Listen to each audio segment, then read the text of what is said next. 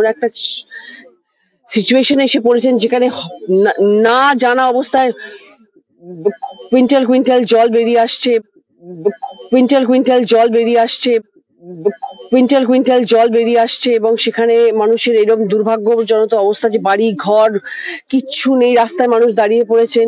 আর এটা ওনারা বলছেন, ওনারা জানিয়ে পাঠিয়েছেন, সেটা অ্যাকচুয়াল কি ঘটনা সেটা তো আমাদের কাছে এই মুহূর্তে জানা নেই। এবং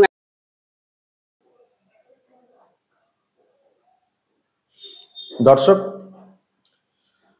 কুইন্টাল কুইন্টাল জল, বন্যার জল কুইন্টাল কুইন্টাল,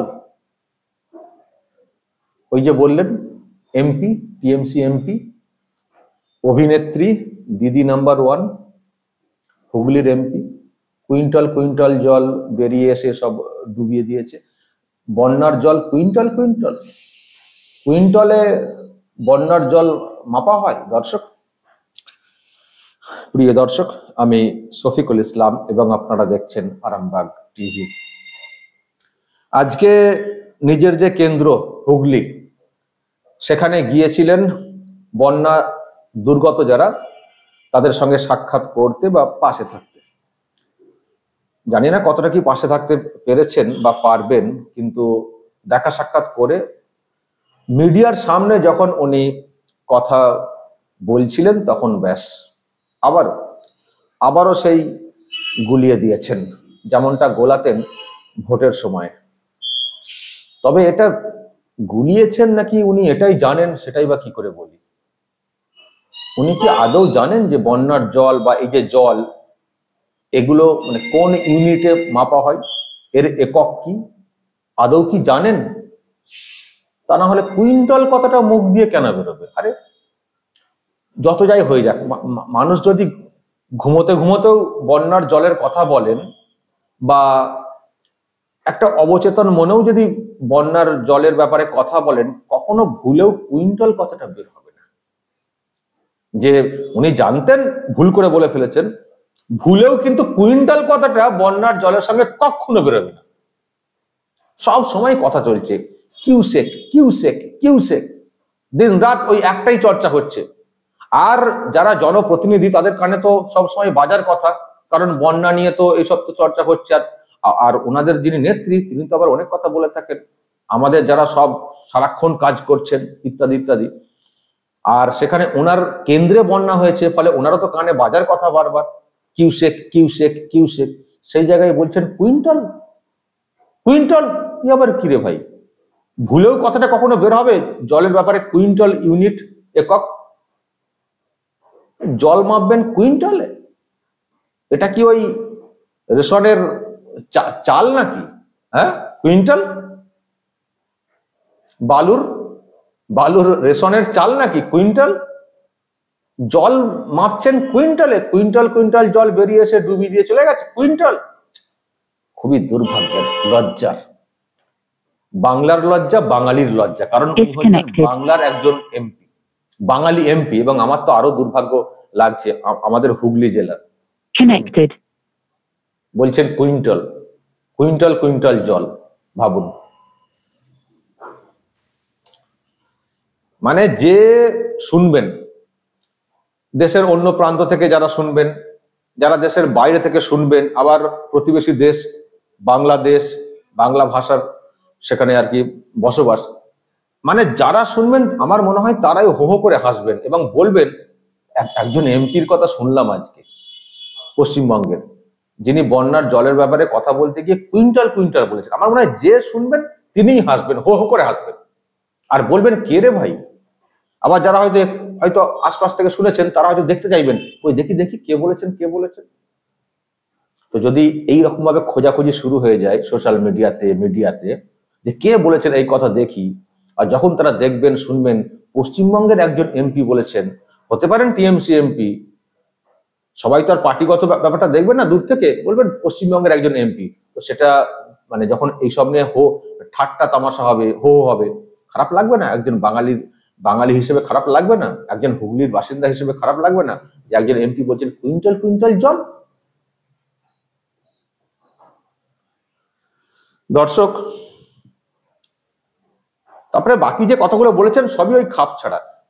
আপনারা তো জানেন, যখন উনি ভোটে দাঁড়িয়েছিলেন তখনই অনেকে বলছিলেন যে উনি যেভাবে কথা বলছেন উনি জিততে পারবেন, উনাকে মানুষ গ্রহণ করবেন। উনি বলেছিলেন যে কে বলছে এখানে শিল্প নেই, এই তো এত শিল্প, এত ধোঁয়া, এত ধোঁয়া। যখন আমি আসছিলাম তখন দেখছি চারিদিকে ধোঁয়া উঠছে, ধোঁয়া উঠছে। তো সেই সব নিয়ে মিম হয়ে গেল।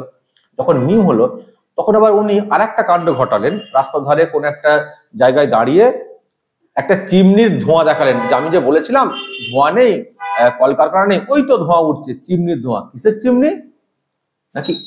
পরে দেখা গেল সেটা ইট ভাটার চিমনি বা ওই রাইস মিলের চিমনি ধোঁয়া, ওটা নাকি শিল্প, ওটা নাকি শিল্প। এবং তারপর তো আরো অনেক কিছু, হুগলির দই কেন ভালো, ওখানে গরু ভালো ঘাস খায় বলে আং বাং কথা, আচার আচরণ আং আং বাং।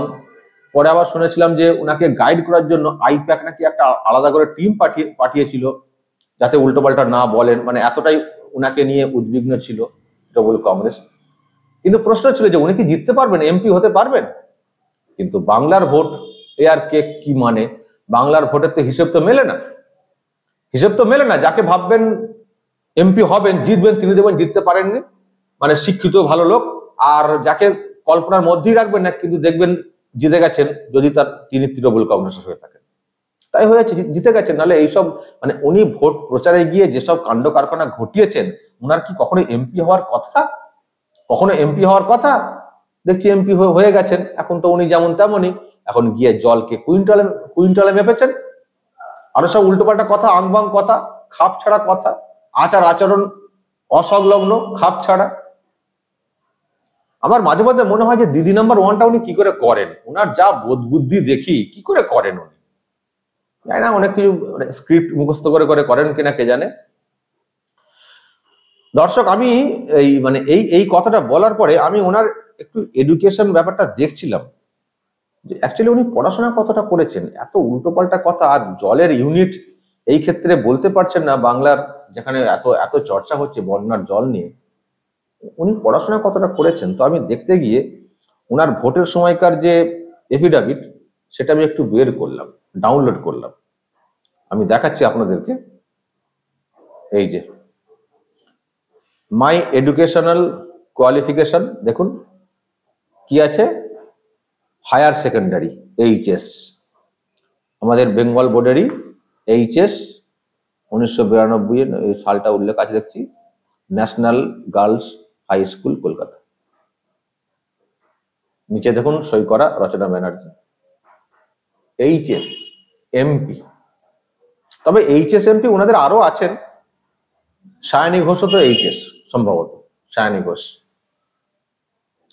তৃণমূল কংগ্রেসে এরকম অনেকেই আছে, সব মানে দলের বড় বড় পদ পেয়ে গেছেন, কিন্তু এদিকে কেউ মাধ্যমিক, কেউ বা তার নিচে, কেউ খানিকটা উপরে, অনেক আছেন অনেক।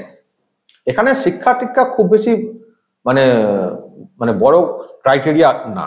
আপনারা তো শুনেছেন ওনাদের নেত্রী বলেছেন সায়নী ঘোষের ক্ষেত্রে, যে ঠিক একজনকে পেয়েছি যে কোমর বেঁধে ঝগড়া করতে পারবে, সেই জন্য সায়নীকে যাদবপুরে প্রার্থী করা হয়েছে, ওনাদের নেত্রী বলেছিলেন না। সুতরাং এখানে পড়াশোনাটা কোনো ম্যাটার না, ঝগড়া করতে হবে, মানে চেঁচিয়ে ঝগড়া করতে হবে, আর পার্লামেন্টে গিয়ে ওই শুধু চিৎকার করে দেখাতে হবে কাদের সাউন্ডের ভলিউম বেশি, যাদের ভলিউম মানে জানো তৃণমূল কংগ্রেসের ভলিউম যেন সব থেকে বেশি হয়, যে মাপ আছে না সাউন্ড মাপার, ওতে যেন সব থেকে বেশি ধরা পড়ে, তাহলেই তৃণমূল কংগ্রেসের ব্যাপার হয়ে গেল।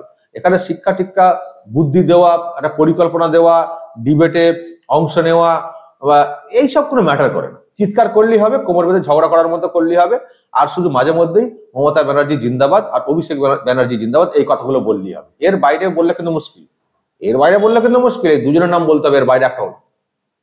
ওই জন্য এর বাইরে কারোর নাম ওনারা কেউ বলেন না, এটা বললেই হবে, আর শিক্ষা টিক্ষা লাগে না। তো এইচএস এ পড়াশোনা করেছেন। তবে এইচএস দিলেও আমি এটা বলবো যে এই মানে জলের, বন্যার জলের যে ব্যাপারটা, এটা এইচএসও লাগে না, এই ইউনিট জানার জন্য এইচএসও লাগে না। এর গ্রাম বাংলার প্রচুর লোক সাধারণ যারা এইচএসও পড়েননি, হয়তো প্রাইমারি স্কুলে পড়াশোনা করেছেন মাত্র, তারাও দেখবেন জলের ইউনিট কুইন্টালটা ভুলেও বলেন না, সব কিউসেক কিউসেক। তো সেখানে মানে এই যে এইরকম একটা মানে মূর্খ বলবেন না অর্ধশিক্ষিত বলবেন না পাগলি বলবেন, কি বলবেন আমি জানি না, আপনারা কি বলবেন। অবাক করে দিয়েছে দর্শক। এবং আবারও একটা কথা বলি, এই বাংলার এমপি হিসেবে বাংলাকে লজ্জায় ফেলে দিয়েছেন। কারণ এটা রেকর্ড তো, সোশ্যাল মিডিয়ার যুগ, দেখবেন বাংলাদেশেও খুব ঘুরবে, এটা খুব ঘুরবে। তবে ওনারাও বুঝতে পারবেন টিএমসি এমপি, ওনারা তো নিশ্চয়ই খোঁজ নেবেন কোন দলের। ফলে টিএমসি এমপি শুনলে আবার হয়তো বেশি কিছু হাসাহাসি করবেন না, কারণ টিএমসি নেত্রীকে আবার ওখানকার অনেকে খুব ভালোবাসে, এটাও শুনেছি। খেলা হবে, ওখানেও খেলা হবে স্লোগান, এখানেও খেলা হবে স্লোগান, তো অনেকে ভালোবাসে। তো যাই হোক দর্শক, বাঙালি এমপি রচনা ব্যানার্জি যে কাণ্ড আজকে করেছেন খুবই হাস্যকর, এটা বলার কোনো অপেক্ষা রাখেন। দর্শক বলবেন যা বলার কমেন্ট বক্সে, নজর রাখবেন আরামবাগ টিভি।